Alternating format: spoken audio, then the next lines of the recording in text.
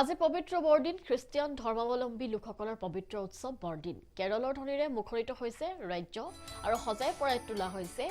গীৰ্জাসমূহ আনন্দ উল্লাসেৰে উদযাপন কৰা হৈছে বৰদিন ৰং বিৰঙৰ আলোকসজ্জাৰ মাজত আলোকিত গীৰ্জাসমূহ ধৰ্মীয় পৰম্পৰা অনুসৰি ৰাইজৰ আৰাধনা প্ৰভু যীশুক বিশ্ব শান্তিৰ বাবে গীৰ্জাই গীৰ্জাই প্ৰাৰ্থনা শিশুৰ মাজত উপহাৰ বিতৰণ সান্তা ক্লজৰ সুন্দৰ আলোকসজ্জাৰে সজ্জিত শিলঙৰ গীৰ্জাঘৰসমূহ ত্ৰিপুৰাতো বৰদিন উপলক্ষে গীৰ্জাঘৰত মুখ্যমন্ত্ৰী মানিক সাহা কেক কাটি উদযাপন কৰে প্ৰভু যীশুখ্ৰীষ্টৰ জন্মোৎসৱ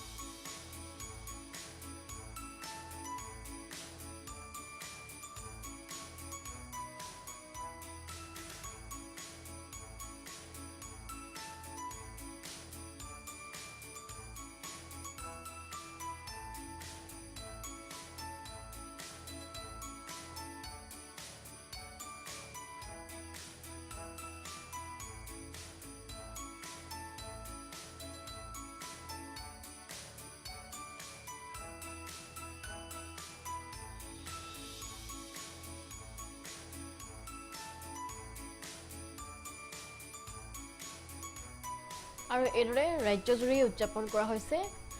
বৰদিন আৰু আজি যেহেতু পবিত্ৰ বৰদিন সমগ্ৰ বিশ্বৰ লগতে অসম তথা উত্তৰ পূৰ্বাঞ্চলতো বৰদিনৰ আয়োজন কৰা হৈছে সজাই পৰাই তোলা হৈছে ৰাজ্যৰ লগতে সমগ্ৰ উত্তৰ পূৰ্বাঞ্চলৰ গীৰ্জাঘৰসমূহ আৰু সান্তা ক্লজে উপহাৰ বিলৰ পৰিলক্ষিত হৈছে আৰু কেৰলৰ ধ্বনিৰে এদৰে মুখৰ হৈ পৰিছে চৌদিশ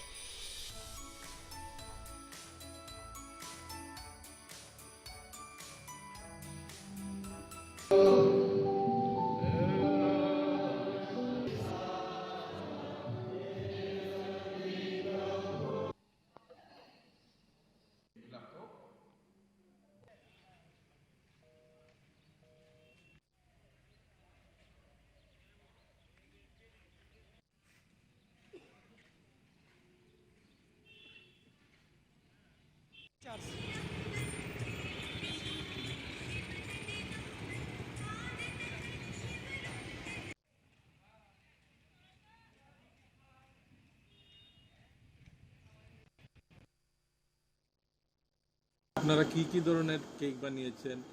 স্পেশাল কিছু কি বানিয়েছেন এবং চাহিদা কেমন রয়েছে এবার কেকের এরকম চাহিদা নাই চাহিদা এবার কমই আছে কেক তো সব রকমের কেক আছে বার্থডে কেক কিসমিস কেক প্লাম কেক অনেক রকমের কেক আছে আগের মতো চাহিদা এখন কমই আছে এবার এরকম চাহিদা নাই কেন মনে হচ্ছে যে এবার হঠাৎ করে চাহিদা কম হওয়ার মার্কেটে এখন ভালোই এরকম চলছে এখন আমরা কি বলি কাস্টমারও খুবই কমই দেখা যায়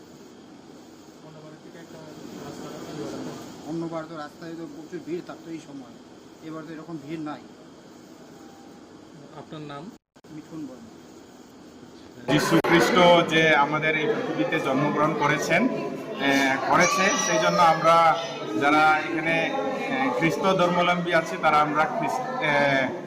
যীশু খ্রিস্টের জন্ম আমরা 25শে ডিসেম্বর পালন করতে যাচ্ছি আমাদের মূল উদ্দেশ্য যে এই ক্রিসমাসের মূল উদ্দেশ্য হলো যে যীশু খ্রিস্ট তিনি আমাদের এই পৃথিবীতে জন্মগ্রহণ করেছেন আমাদের যারা এখানে খ্রিস্ট ধর্মাবলম্বীরা আছে আমাদের মেন এবছরের থিম যেটা আমরা পালন করছি সেটা হচ্ছে শান্তি যীশু খ্রিস্ট এই পৃথিবীতে এসেছেন শান্তির জন্য তাই আমরা এই পৃথিবীতে যারা খ্রিস্ট ধর্মাবলম্বীরা আছি আজকে থেকে অর্থাৎ 24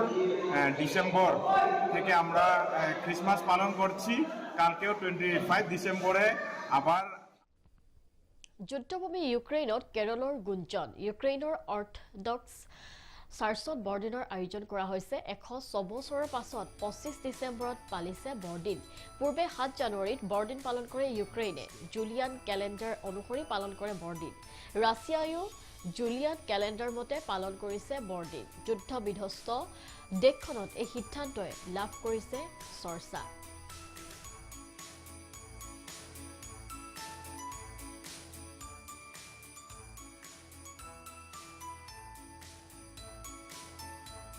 আৰু আজি যেহেতু পবিত্ৰ বৰদিন খ্ৰীষ্টান ধৰ্মাৱলম্বী লোকসকলৰ বাবে ঈশ্বৰৰ এটি অৱতাৰ স্বৰূপ যীশু খ্ৰীষ্টৰ আবিৰ্ভাৱ এই দিনটোতে হোৱা বুলি বিশ্বাস কৰা হয় আৰু সমগ্ৰ বিশ্বতে এই বিশ্বাস আছে জেৰুজালেমৰ বেথলহেমত এটি গুহালিত মাতৃ মেৰীৰ ঔৰসত দৈৱ আশীৰ্বাদত জন্মগ্ৰহণ কৰিছিল যীশুৱে প্ৰায় 6 খ্ৰীষ্টপূৰ্বৰ পৰা 4 খ্ৰীষ্টপূৰ্বৰ মাজৰ কোনো এক সময়ত জন্ম লাভ কৰা যীশুক ধৰালৈ ঈশ্বৰে প্ৰেৰণ কৰিছিল সমাজত প্ৰচলিত অসূয়া অপ্ৰীতি দূৰ কৰি সম্প্ৰীতিৰ বাৰ্তা বিলাবলৈ ঈশ্বৰৰ এই পবিত্ৰ বাৰ্তা বিলোৱা যীশু অতি শীঘ্ৰে সমগ্ৰ জেৰুজালেমত সকলোৰে বাবে হৈ পৰিছিল ঈশ্বৰৰ সন্তান যাক মৰ্তৰ লোকসকলৰ দুৰাচাৰ দূৰ কৰিবলৈ স্বয়ং ঈশ্বৰে প্ৰেৰণ কৰিছিল আৰু এই পবিত্ৰ বৰদিনটি কেৱল খ্ৰীষ্টান ধৰ্মাৱলম্বী লোকসকলে নহয় বৰং পৃথিৱীৰ সকলো লোকৰ বাবেও এক সম্প্ৰীতিৰ উৎসৱ চৌদিশে ৰং বিৰঙী আলোকসজ্জাৰে সজাই পৰাই তোলা হৈছে গীৰ্জাঘৰসমূহ ৰাজহুৱা স্থানসমূহে লৈ ফুৰে এক আনন্দময় পৰিৱেশ বিগত সময়ছোৱাৰ দৰে এইবাৰো বিশ্বৰ বিভিন্ন প্ৰান্তত সজাই পৰাই তোলা হৈছে এই পবিত্ৰ বৰদিনৰ বাবে গীৰ্জাসমূহ আৰু শিশুৰ জন্মস্থান